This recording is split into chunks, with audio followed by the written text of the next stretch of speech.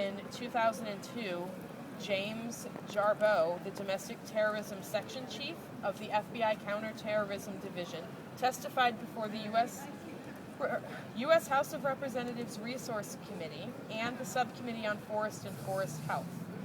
He asserted that the Animal Liberation Front had emerged as a, quote, serious terrorist threat because their associated conduct had caused millions of dollars of economic damage. He further pronounced that the ALF was the, quote, top priority in domestic terrorism. The ATEA, the Terrorist Act, was originally drafted by the American Legislative Exchange Council. To give you some background on that council, it's a nonprofit organization that consists of state and federal legislators who are funded by corporate donors to draft and introduce industry-friendly legislation. When the AETA legislation was passed, the ALEC included over 2,400 state lawmakers and members, as well as alumni of at least 9 state governors and 80 members of the Congress. The group is funded primarily by large corporations, industry groups, and conservative foundations that pay membership dues up to $50,000 annually. Previous and current members include Philip Morris, Johnson & Johnson, Bayer Corporation, and Enron. In 2000 alone, the ALEC members introduced and convinced legislators to pass 450 of their drafted laws. So this is a really big organization that lobbies and drafts these laws to have our Congress people enact. And they are clearly funded by corporations. The American Enterprise Terrorist Act classifies something as minimal as posting an undercover video investigation of animal abuse in a factory farm as terrorism. It is clear that the classification, it attempts to silence protest and investigation into these practices. As we have discussed, it's natural to be outraged based on the things that we've talked about. And if we were more aware of what was happening, we most likely would not contribute to this profit machine.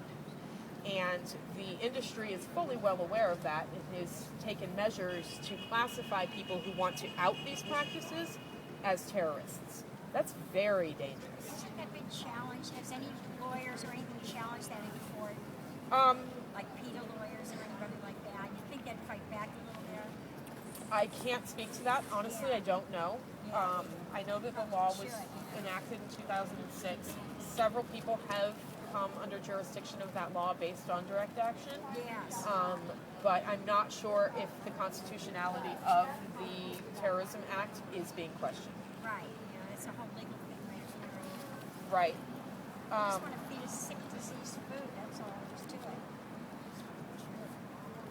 Well, that same principle is being extended to videotaping cops, right? That's happening right now. They're trying to decide whether that's legal or not.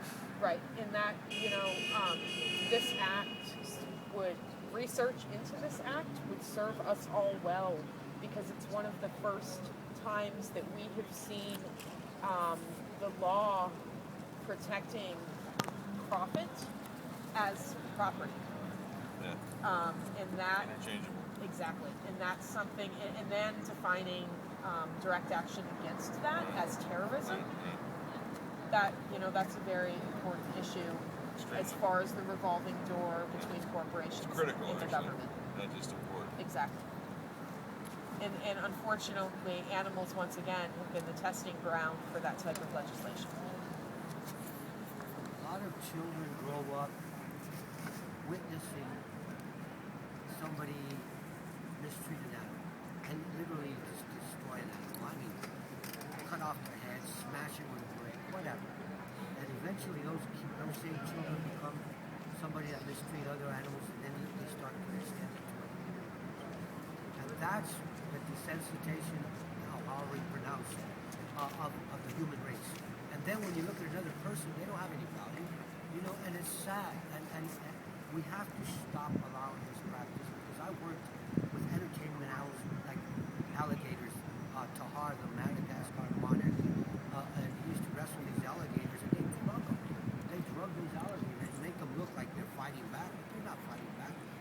struggling to live because they're injected with all these drugs and so forth and so on. But the main thing that concerns me is what are we doing to ourselves and the future generation?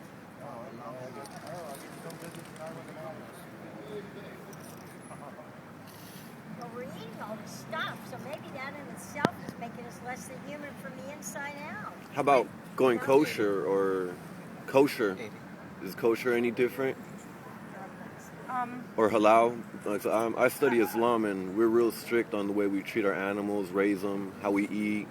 So this pretty much touches bases. It could touch on a religious point, because koshers have to get by rabbi blessed, and so I don't know how that would maybe... Kosher means clean. The word Kosher, yeah, the way they slaughter the animal, the way it's raised, it's properly fed, properly, all that. And same thing with Islam. It's called halal. It's pretty much kosher. Well, the average person isn't even kosher, though. They're going to leave right now and go to McDonald's and have a chicken. Exactly, that's what I'm saying. Yeah. Exactly, and what yeah. else are you going to eat? Or whatever's at the 7-Eleven. There's no fresh Yeah, food. that's why my diet is Or very, you go out very and have a nice strict, salad yeah. Right now, or, with shrimp in it, or something, not shrimp in it, you know what I mean? Yeah. I mean, you just can't, the average person can't afford.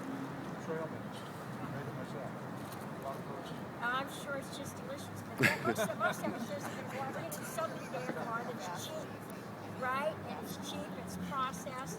Yeah, pretty bottom line. I think being healthy is pretty expensive, and It's cost prohibitive. yeah, and that's the way it should be since the beginning of time. That's the way things should be, the way animals should be treated, so forth. So I don't understand why these corporations don't understand. Money, profit. Exactly, yeah, exactly. Bottom line, yeah. That's all it leads down to.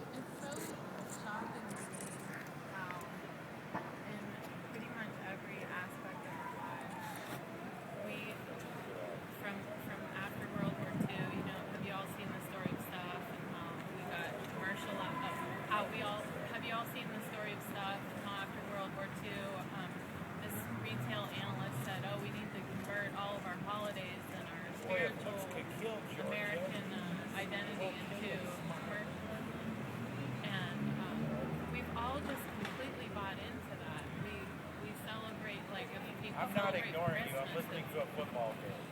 it's all about buying stuff. If we eat, it's all about the cheapest food we can get,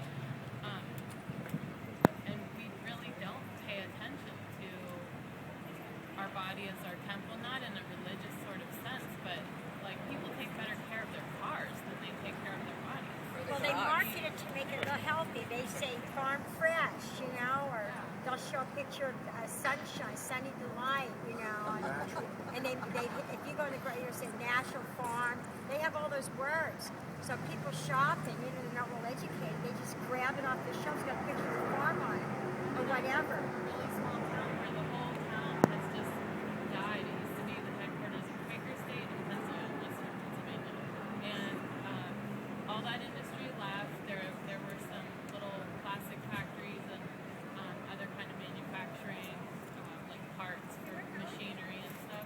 And now Walmart's moved into town. There's a Home Depot, and the whole town is dead. And everyone's shopping at Walmart, and they don't get it.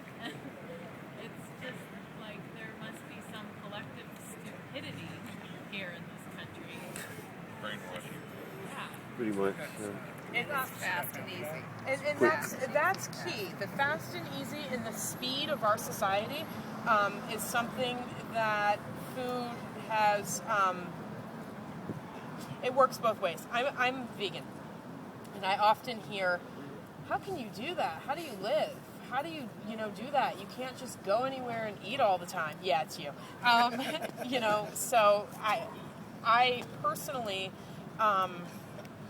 Slow down how I eat or what I eat.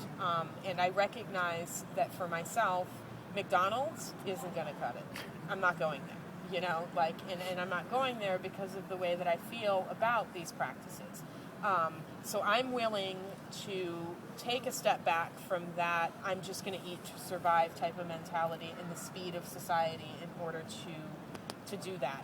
I recognize that not everybody can afford to do that or has the time to do that. But I also stand on the side that that's what they want us